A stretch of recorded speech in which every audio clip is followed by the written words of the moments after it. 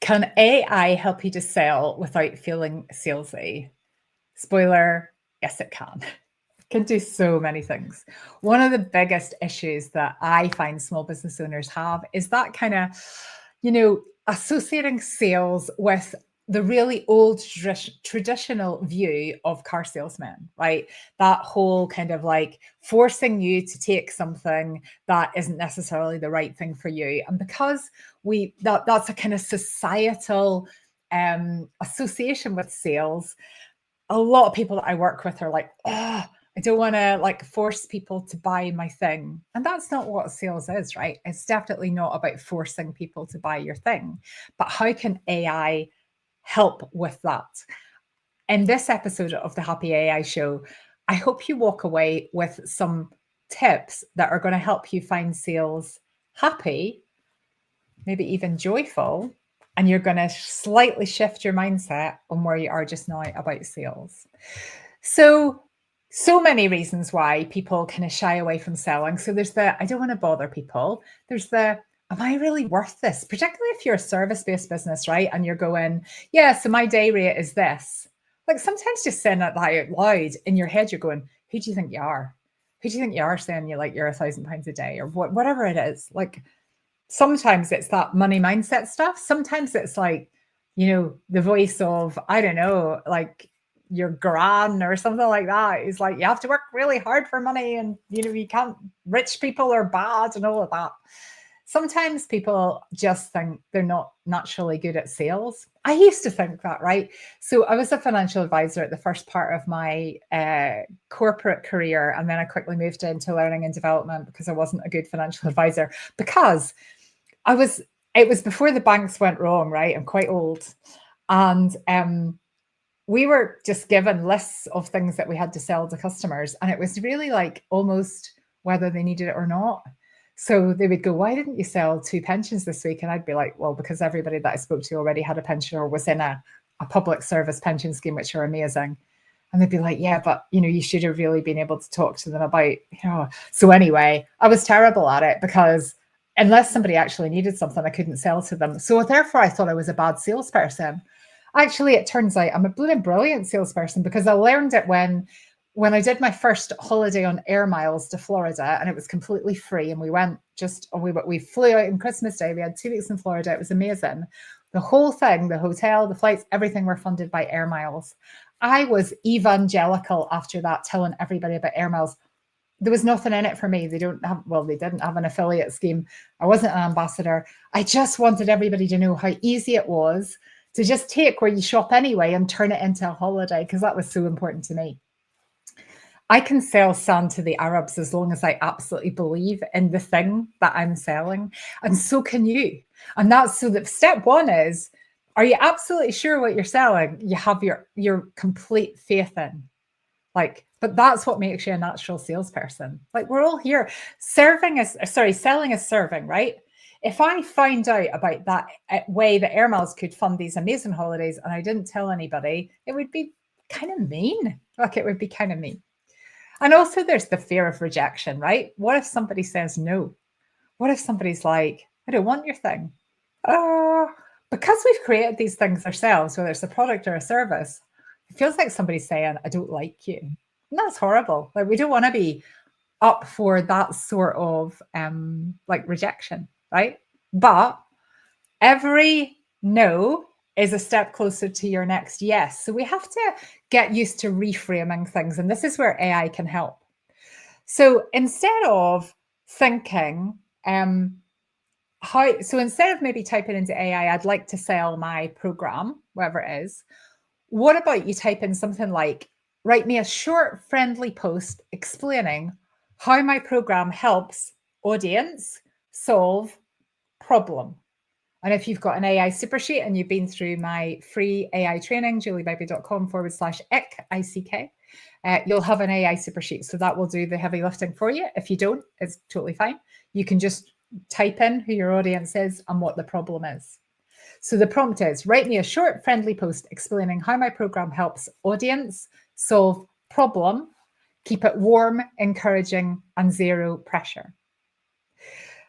that shift away from kind of selling to helping just makes all the difference. And AI then can create content in a way that feels human and feels comfortable for you. Another way that you can use AI is to get it to create sales pages that feel human. So sales pages like 5 years ago, 10 years ago were all like, they're very formulaic, very, don't miss out now, here's a countdown timer, blah, blah. Now you can say, use a prompt like, help me to write a simple sales page for my offer. My audience is, again, if you've got an AI super sheet, you don't need to put that in. Focus on benefits, not features, and make it sound like I'm chatting to a friend. Really simple way to create a sales page that you will need to iterate. So by iteration, I mean, it's going to create the first sales page and then you're going to go, oh, I like this bit, but that bit doesn't quite sound like me, rewrite this bit. And you'll keep going with it because the secret is AI plus you, right? So you'll keep going with it until you've got something that you love. So it can create sales pages that just feel approachable and not pushy, that you feel comfortable to share with people, as opposed to that kind of old template that people were using up until relatively recently. The final strategy is practicing objections with AI. So one of the scariest parts of selling is dealing with objections. And objections are just like the reasons why people are saying, like, I'm not going to buy your thing. I'm not a fan of talking people around into your thing, like absolutely not. And this is where the kind of hard push sales thing comes from, right? So you go, I don't need this. And they go, well, if you just took out a loan, you could afford it. Or why don't you put it on your credit card? All of that, really icky, right? And I don't think anybody here will be aspiring to do that. However, people will have objections around whatever it is you sell. And if you can think about them in advance and come up with ways to overcome them before you've even pitched the sales thing to them, then you're more likely to sell the thing, right?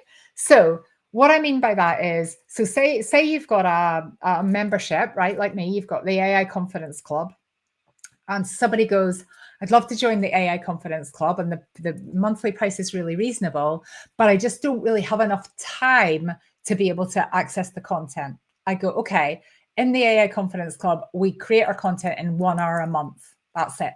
We create all our social media content for the next month in 1 hour a month.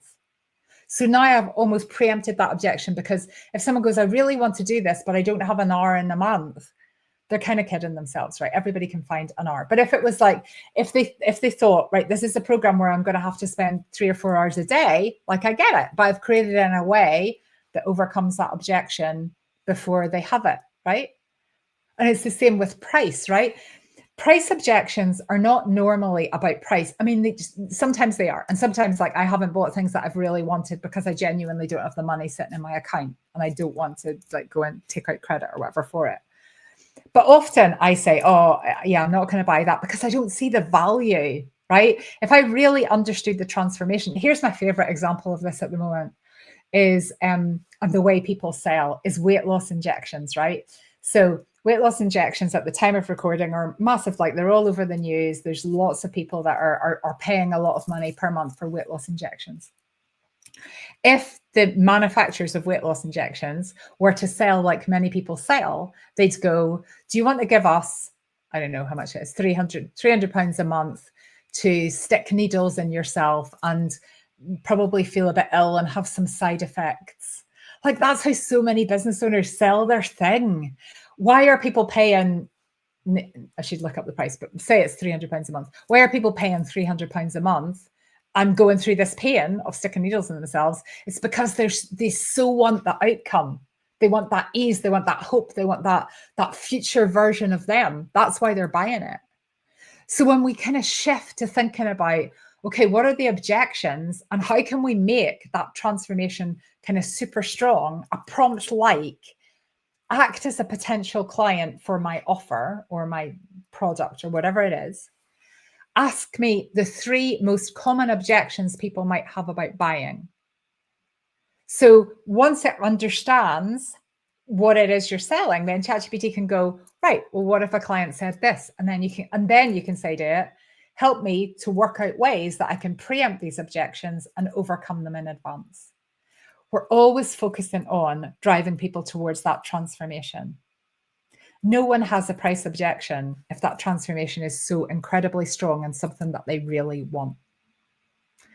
The mindset shift here is that selling is serving, right? It's not about pushing. It's about helping people find the right solution and being visible so they know that you have that solution. And this is whether you have a product or a service-based business. Like if you create jewelry, then people who buy jewelry either want to maybe, so for example, my old jewelry business that's now run by my good friend Kerry, is called Theta Jewelry. And what Kerry does in Theta Jewelry is she creates connections, right? She's amazing. Go and check her out. But she creates connections with people. So people will buy the jewelry to show other people that they've thought of them. Kerry personalizes jewelry with like children's names and mottos and phrases that connect people together. So what is Kerry selling? She's not selling jewelry, she's selling connection, right? She's serving people, and by being visible, she's showing people that there is a way to buy that connection. When you really put your heart into selling, when you really understand that you're not forcing anybody to buy anything, but what you are doing is you're making people aware that if they do want to buy, your thing is available and it's a potential solution for them. That's your job, right? Marks and Spencer's advertise all the time. They don't go, okay, so Julie saw our Marks and Spencer's ad on a bus yesterday, so we'll just put a wee blanket over our storefront in case we annoy her by popping up again. Like Marks and Spencer's don't force me to buy from them, but their job is to remind me that I can. Yeah. And I don't feel annoyed if I see Marks and Spencer's ads in magazines or on the TV or on buses or their stores. I don't feel annoyed that they're being pushy and salesy. I understand that their job is to remind me that they're available. We need to get our mindset shift into that as small business owners. Okay. So how does AI help with the selling? 1, use it to reframe your sales message. 2, write sales pages that sound like conversations with a friend so you can stand behind them and you're proud of them. And 3, role play objections so that you feel ready to have them as conversations, but you also preempt them and you deliver in a way that doesn't make you feel salesy. AI is always your assistant here. It's always your sidekick. It's always you plus AI is the winning combo. But whatever you're stuck with in your business, there's normally a way that AI can help you. So I'd love to know how you get on when you try using AI to help you out with your sales mindset. If you haven't already, I would love you to download my AI starter kit, juliebegbait.com/AI-starter-kit.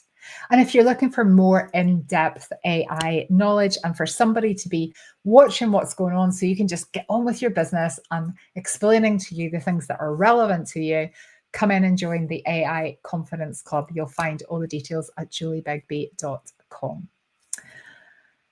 That's it for this episode of the Happy AI Show. You bring the brilliance, I'll bring the bots, and I will see you next time.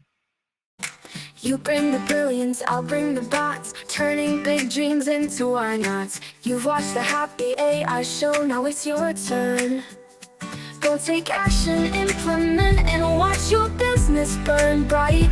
Dare to dream, why not you?